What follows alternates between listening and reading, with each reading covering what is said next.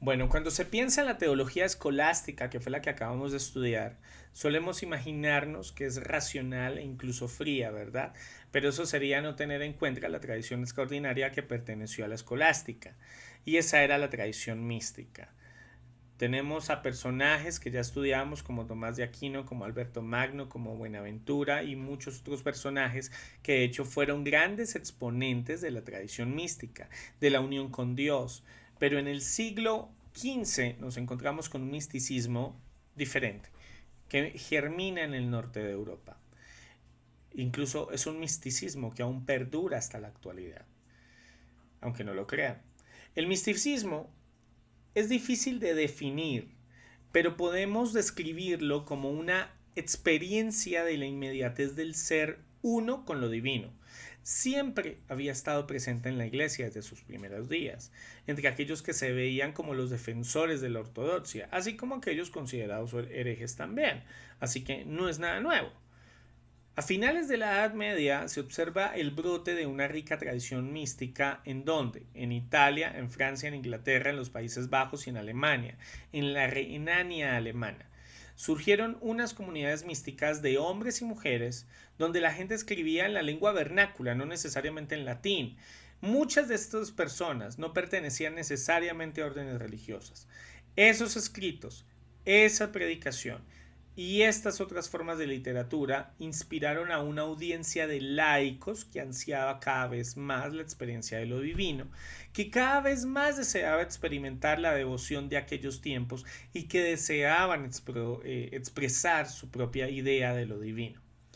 A través de toda su historia, el cristianismo ha contado con hombres y mujeres cuya relación con Dios ha sido tal que se les ha dado el título de místicos. Pero en esa historia se han dado dos tipos distintos de misticismo que conviene distinguir.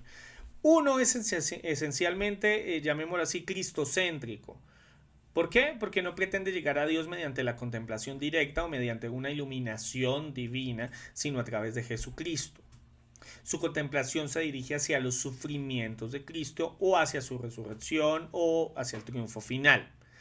Ejemplos de este tipo de misticismo podemos verlo en la figura de Bernardo de Claraval, una de las primeras voces del misticismo cristiano, también de Hildegarda de Bingen en el siglo XII, o quizá el más famoso de estos místicos, podríamos decir, es Francisco de Asís, San Francisco de Asís.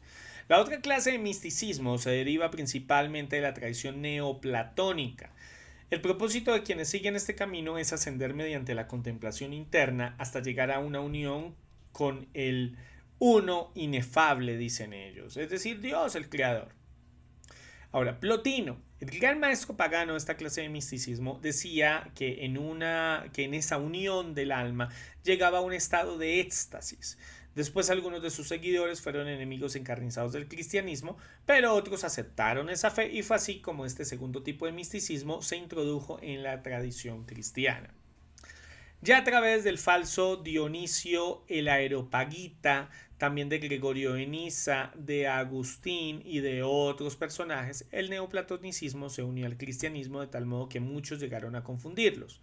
Fue entonces que buena parte del misticismo cristiano, en lugar de ser cristocéntrico, tomó un segundo camino. En algunos casos, como el de Buenaventura en el siglo XIII, ambos elementos se unieron y por ello este místico le dedica bellísimos escritos a la contemplación de la pasión de Cristo y otros al proceso de ascender espiritualmente por los peldaños de la jerarquía de las cosas creadas hasta llegar a la contemplación del Creador. Pero bueno, quiero entrar brevemente en este mundo de la tradición mística viendo a tres personajes extraordinarios. El primero es Edhard, más conocido como el maestro Edhard, también Brígida de Suecia y también Juliana de Norwich. La catedral de Chartres fue consagrada en el año 1260. En ese mismo año, maestro Edhard nació en Hotheim, Alemania. Entró en la Orden de los Dominicos y estudió en Colonia y en París, donde impartiría clases desde el año 1300. Estuvo muy influenciado por Tomás de Aquino y pertenecía a la distinguida tradición de la teología de los dominicos, pero él defendió una doctrina profundamente mística de la unidad del alma con Dios. llegando a hablar incluso de un Dios más allá de Dios. Pero no era una persona apartada del mundo, él era un reformador de la iglesia, muy activo. Él deseaba revivir las comunidades dominicanas, predicando en los conventos de las monjas contemplativas de Renania, en Alemania. Cuando empezó a impartir clases en Colonia, fue acusado formalmente de herejía.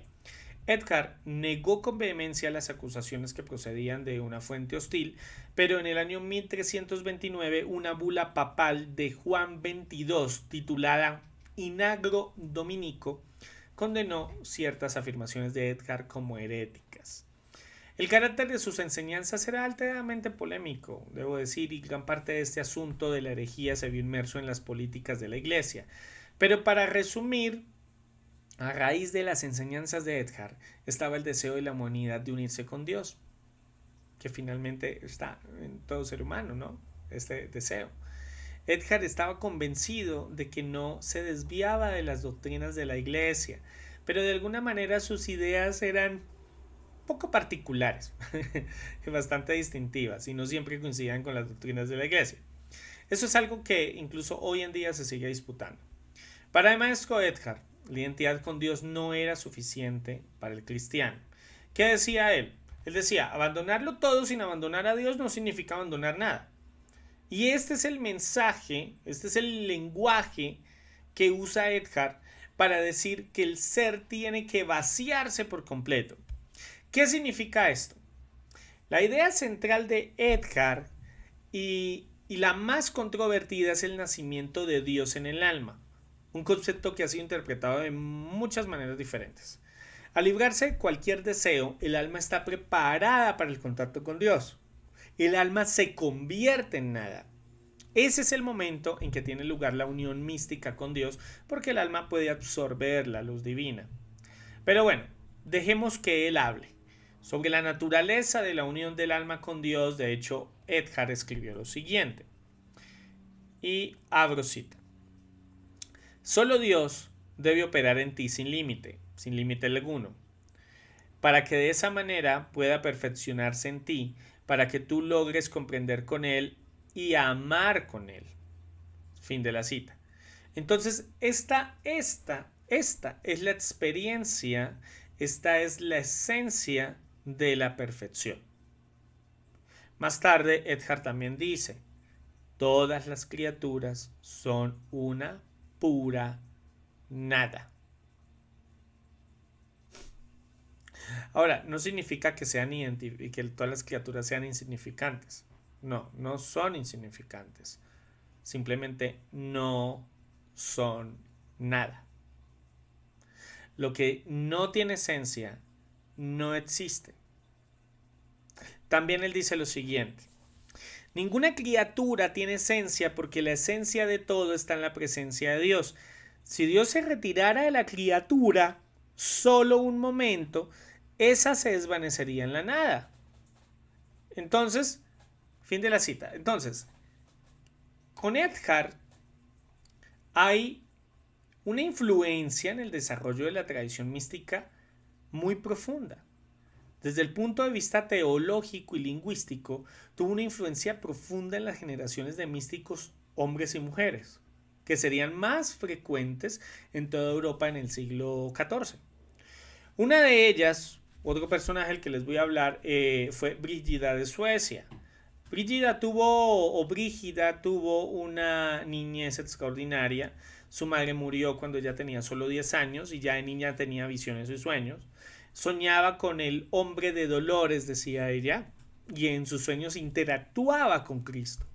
En esa interacción, en esa experiencia, esa visión la acompañó el resto de sus días. Sin embargo, contrajo matrimonio y tuvo 8 hijos. De hecho, se casó a los 13 años.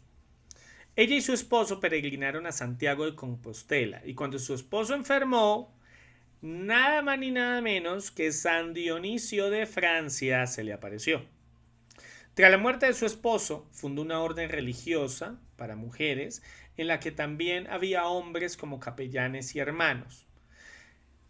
Cristo se le apareció y le pidió que fuera a Roma y que esperara hasta que consiguiera que el Papa regresara a Francia. Estuvo allí el año 1350. Brígida salió de Suecia en el año 1349 y nunca regresaría. El resto de su vida tuvo visiones de la reforma de la iglesia. Bueno, no podríamos decir que la reforma protestante, pero sí de que la iglesia iba a ser reformada, y llevó mensajes a reyes y papas y a otras autoridades, guiándolos en la obra de la iglesia. Ella siempre dijo que tuvo o que transmitía más bien un mensaje del Señor. Y aunque siempre había querido ser monja, nunca ingresó en un monasterio y nunca visitó tampoco su propio monasterio en Vadstena, en Suecia. Nunca consiguió que el Papa regresara a Roma tampoco. Tampoco consiguió, aunque tuvo muchas visiones, que hubiera paz entre Francia e Inglaterra. No pudo regresar a Suecia y visitar la orden con la que estaba asociada.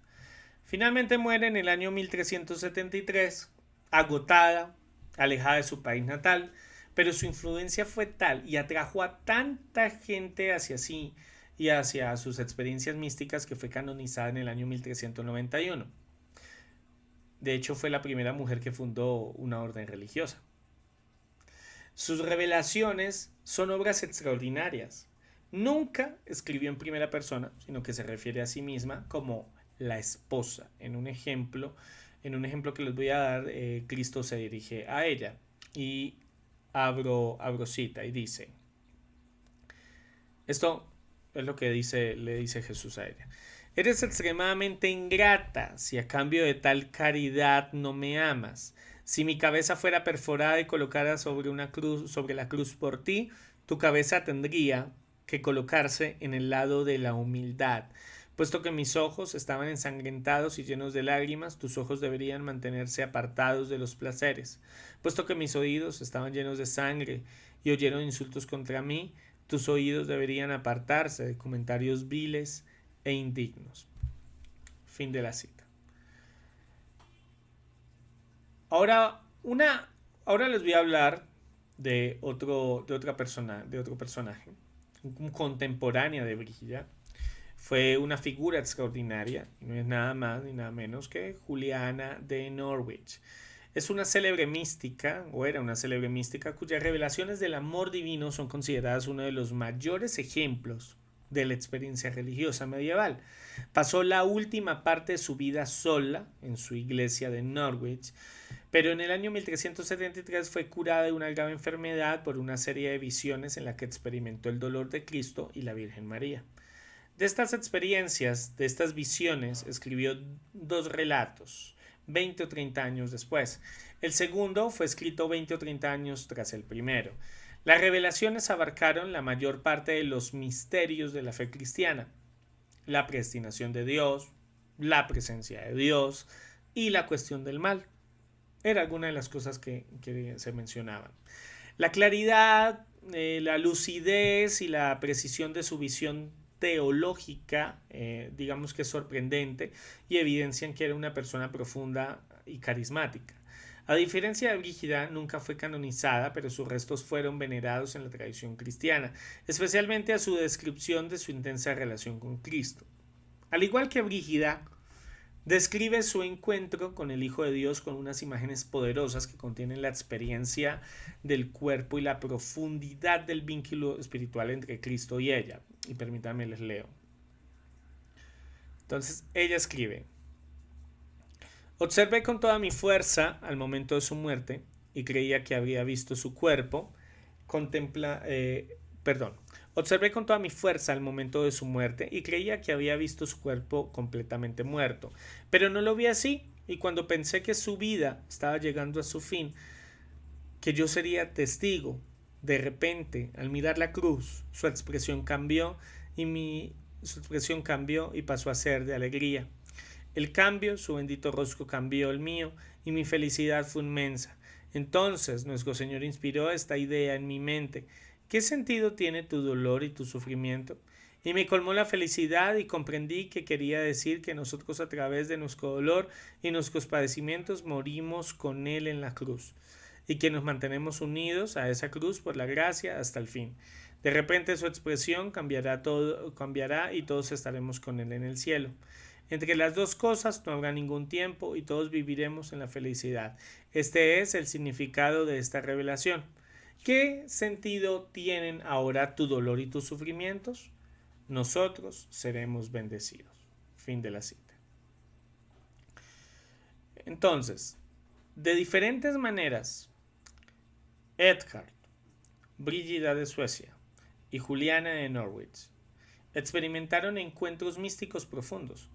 Y todos esos encuentros fueron escritos y circularon normalmente en la lengua vernácula.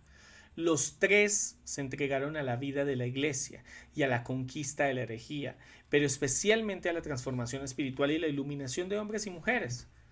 Pero por otra parte, en un sentido más profundo, el misticismo constituía también una amenaza para la noción misma de la iglesia jerárquica, tal como la conoció la Edad Media. ¿Por qué?